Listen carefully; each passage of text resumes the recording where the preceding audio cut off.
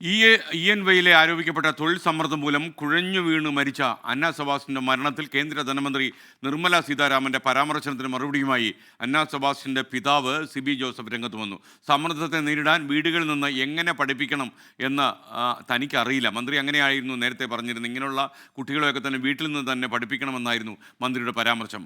അന്ന ആത്മവിശ്വാസമുള്ള കുട്ടിയായിരുന്നു, അതുകൊണ്ടാണ് ജോലി നേടിയതെന്നും സിബി ജോസഫ് 24-നോട്. കേന്ദ്രമന്ത്രി പറഞ്ഞേക്കുന്ന സ്റ്റേറ്റ്മെൻ്റ് എന്ന് പറഞ്ഞാൽ നമ്മൾ സ്ട്രെസ്സ് നമ്മൾ വീടുകളിൽ തന്നെ കൺട്രോൾ ചെയ്യാനായിട്ടുള്ള നടപടികൾ സ്വീകരിക്കണമെന്നുള്ളത്.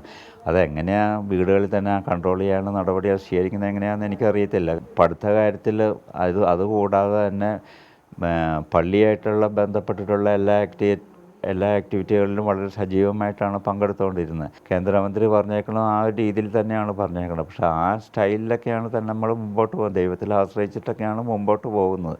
പക്ഷേ അതിനേക്കാളും കൂടുതൽ സ്ട്രെസ്സ് വന്നിട്ടുണ്ടെങ്കിൽ നമുക്ക് പിന്നെ എന്താ ചെയ്യാൻ പറ്റുന്നതെന്നുള്ളതാണ്. പക്ഷേ അതുകൊണ്ട് കാരണം എല്ലാവർക്കും ഓരോ പ്രധാനം പറയാനായിട്ടുള്ളൊരിതുണ്ട്. മന്ത്രിയുടെ രീതിയിൽ നിന്നുള്ള പ്രതികരിച്ച അങ്ങനെയാണ്. പക്ഷെ അതൊന്നും അല്ല യഥാർത്ഥത്തിൽ നടന്നേക്കുന്നത്.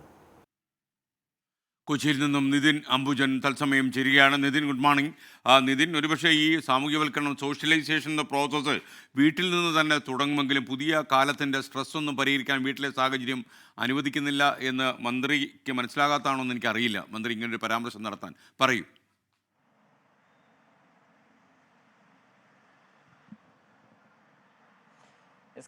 അത് തന്നെയാണ് അന്ന സെബാസ്റ്റ്യന്റെ പിതാവ് സെബി ജോസഫ് ചോദിക്കുന്നത്. എന്തുകൊണ്ടാണ് ഇത്തരം ഒരു പരാമർശം എന്ന ചോദ്യം തന്നെയാണ് ചോദിക്കുന്നത്. കാരണം ഇന്നലെയാണ് ചെന്നൈയിൽ നടന്നൊരു പരിപാടിയിൽ വിചിത്രമായ പരാമർശം കേന്ദ്ര മന്ത്രിയുടെ ഭാഗത്തും ഉണ്ടായത്. വീടുകളിൽ നിന്ന് ഈ സമ്മർദ്ദത്തെ നേരിടാൻ പഠിപ്പിക്കണം, ദൈവാനുഗ്രഹമൊക്കെ ഉണ്ടാകണം എന്നുള്ളൊരു നിലയിൽ അദ്ദേഹത്തിന്റെ ഒരു പരാമർശം ഉണ്ടായത്. ദൈവത്തെ ആശ്രയിച്ചാൽ മാത്രമേ സമ്മർദ്ദങ്ങളെ നേരിടാനാകൂ എന്നായിരുന്നു നിർമ്മലാ സീതാരാമന്റെ പ്രതികരണം.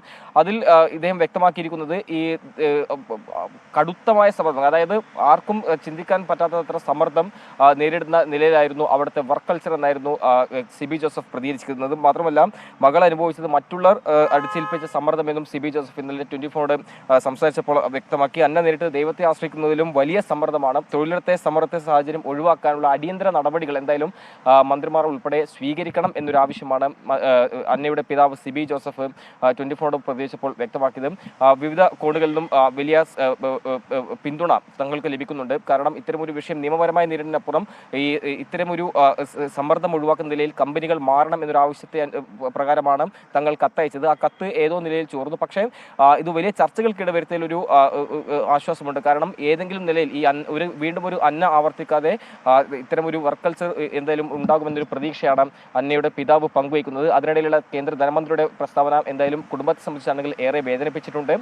ഒരു നിലയിലും അംഗീകരിക്കാൻ പറ്റാത്തൊരു വിചിത്രമായ ഒരു പരാമർശമാണ് കേന്ദ്രമന്ത്രിയുടെ ഭാഗത്തും ഉണ്ടായിരിക്കുന്നത്. നിലവിൽ ഇപ്പോൾ കേന്ദ്ര സർക്കാർ ഇതുമായി ബന്ധപ്പെട്ട് ഒരു അന്വേഷണം പ്രഖ്യാപിച്ചിട്ടുണ്ട്. പക്ഷേ ഈ അന്വേഷണം ബന്ധപ്പെട്ട് ഇതുവരെ ഒരു അറിയിപ്പും കുടുംബത്തിന് ലഭിച്ചിട്ടില്ല.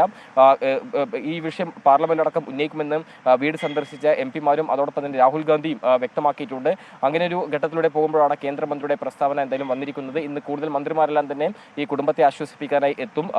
മുഹമ്മദ് റിയാസ് അല്പസമയത്തിനും വീട്ടിലെത്തും. അതോടൊപ്പം തന്നെ കേന്ദ്രമന്ത്രി കേരളത്തിൽ നിന്നുള്ള എം.പി. രാജേഷും അദ്ദേഹം ഇന്നും കുടുംബത്തെ സന്ദർശിക്കുന്നുണ്ട്. എന്തായാലും ഈ ഒരു പരാമർശം അതിൽ വലിയ പ്രതിഷേധം എന്തായാലും കുടുംബം രേഖപ്പെടുത്തുന്നു എന്ന് തന്നെയാണ് വിവരങ്ങൾ നൽകിയത്. അന്നയുടെ മരണ കാരണം എന്തെന്ന് കൃത്യമായി അറിയുന്നതിന് മുമ്പ് ഇങ്ങനെയുള്ള പരാമർശങ്ങൾ നടത്താതിരിക്കുന്നതായിരിക്കും ഏറ്റവും നല്ലത്. അത് അന്വേഷണത്തെക്കുറിച്ച് ചില മുൻകൂർ ധാരണകൾ പ്രചരിപ്പിക്കാനും കാരണമാകും.